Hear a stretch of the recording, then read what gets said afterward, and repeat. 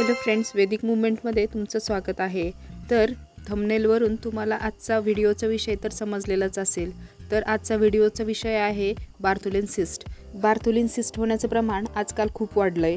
तर या व्हिडिओमध्ये आपण बार्थोलिन सिस्ट होण्यामागची कारणे, लक्षणे, त्याचबरोबर त्यावरील उपाय म्हणजेच ट्रीटमेंट पाहूयात। तर बार्थोलिन ग्लँड म्हणजे काय? तर बार्थोलिन ग्लँड्स व्हाजाइनाजवळ लॅबियावरती 2 वाटाणाच्या आकाराच्या ग्लँड्स असतात, म्हणजेच 2 ग्रंथी असतात। एक डाव्या साईडला असते आणि एक उजव्या साईडला असते। तर 2 लेबिया असतात, तर दोन्ही साईडला म्हणजे एक लेफ्ट साईडला असते आणि एक राईट साईडला असते, आणि तेही वाटाण्याच्या आकाराच्या अशा 2 ग्लँड्स असतात। त्यालाच बार्थोलिन ग्लँड्स असे म्हणतात। आणि दोन्ही ग्लँड्सला एक डक्ट असते, म्हणजेच एक पातळ नळी असते, आणि या डक्ट आतमध्ये व्हाजाइनामध्ये ओपन होतात। आणि या ग्लँडचं म्हणजे बार्थोलिन ग्लँडचं कामच हे असतं त्या ठिकाणी ओलावा टिकून ठेवणं, म्हणजेच त्या ठिकाणी वेटनेस प्रोव्हाइड करणं, हे या ग्लँडचं काम असतं। आणि ही ग्लँड सेक्शुअल एक्साइटमेंटच्या वेळेला जास्त सिक्रेट होत असते। तर बार्थोलिन ग्लँड्स प्रत्येकाच्या शरीरात असते, पण बार्थोलिन सिस्ट काही स्त्रियांमध्येच का तयार होते, तर याचं कारण पाहूयात। तर सिस्ट म्हणजे अशी कुठलीही कॅव्हिटी किंवा अशी कुठलीही पोकळी ज्यामध्ये लिक्विड किंवा फ्लूइड भरलं जातं।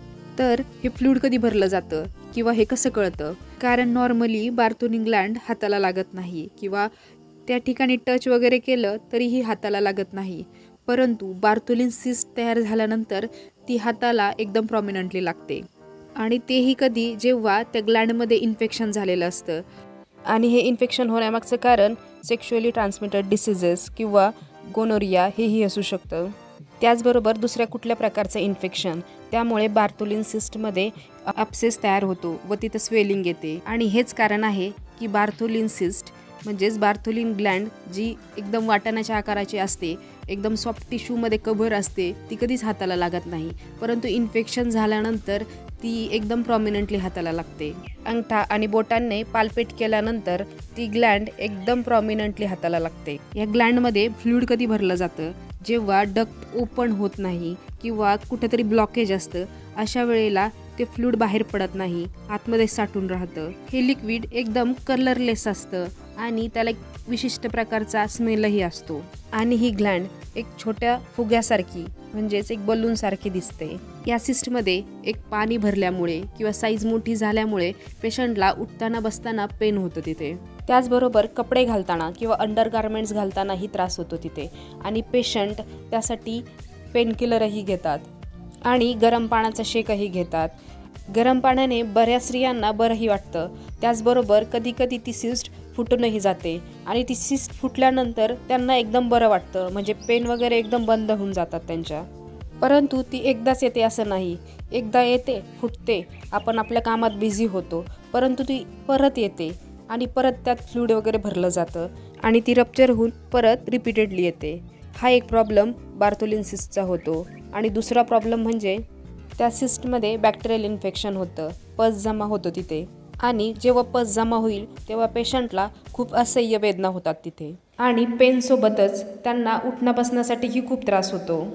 तर ही सिम्पटम असतात पेशंटची, की खूप वेदना होतात, त्याचबरोबर उठताना बसतानाही खूप त्रास होतो, त्याचबरोबर फीवरही येऊ शकतो इन्फेक्शनमुळे पेशंटला। तर बार्थोलिन सिस्टची ट्रीटमेंट काय असते? तर त्यासाठी सर्वात महत्त्वाचं म्हणजे तुम्हाला हायजेनिक राहावं लागेल। जर तुम्ही एकदम क्लीन आणि व्यवस्थित राहिल्या तर हे इन्फेक्शन वाढण्याची शक्यता कमी होते। त्याचबरोबर रेझरचा रेग्युलरली यूज करू नये, कारण की बऱ्याच स्त्रिया क्लीन राहण्यासाठी रेग्युलर रेझर यूज करतात, परंतु रेग्युलर रेझरचा यूज केला तर मायनर कट्स लागतात तिथे, आणि त्यामुळेच प्रायव्हेट एरियामध्ये इन्फेक्शन होण्याचे चान्सेसही वाढतात। त्यामुळे रेग्युलरली रेझरचा उपयोग करू नका, प्रायव्हेट पार्ट्सला स्वच्छ ठेवा, त्यामुळे इन्फेक्शन वाढणार नाही। आणि जर सिस्ट तयार होते, डक्ट ब्लॉक होते, अशा वेळेला गरम पाण्याच्या पिशवीने तिथे शेकवा। त्याचबरोबर डिरेक्टली आपण गरम पाण्यानेही शेकवू शकतो, आणि त्याचसोबतच मायनर पेनकिलरही घेऊ शकतात, जे इझिली मेडिकलमध्ये अवेलेबल होतात। आणि अँटीबायोटिक्स डॉक्टरांच्या सल्ल्याशिवाय घेऊ नका। आणि शक्यतो लवकरात लवकर डॉक्टरांना दाखवून घ्या, कारण की ते तुम्हाला व्यवस्थित सल्ला देतील की ती सिस्ट एकदम व्यवस्थित क्लीनली एकदम रिकामी झाली आहे का, किंवा त्याला काही अँटीबायोटिक्स घेण्याची गरज आहे का. आणि ट्रीटमेंटमध्ये सर्वात महत्त्वाचं, जेव्हा सिस्टमध्ये पस तयार होतो अशा वेळेला मार्सुपिलायझेशन करण्याची गरज पडते. म्हणजेच त्या ठिकाणी त्या सिस्टवर एक कट घेतला जातो आणि ती जी सिस्ट असते तिला ड्रेन केलं जातं. कारण की जेव्हा ती आपोआप फुटते तेव्हा एक छोटासं एक होल पडलं जातं त्या ठिकाणी, आणि ते होल परत भरून त्यामध्ये परत लिक्विड भरलं जातं आणि परत सिस्ट तयार होते. त्यामुळे मार्सुपिलायझेशन केल्यामुळे तिथं मोठा कट घेतल्यामुळे असं परत परत होत नाही. हा कट घेण्यासाठी पेशंटला ॲनेस्थेशिया दिला जातो आणि त्यानंतर साधारण 1 सेंटीमीटरचा कट घेतला जातो. त्यामध्ये असणारं लिक्विड आणि पस जो असतो तो ड्रेन केला जातो आणि नंतर स्टिच घेतले जातात.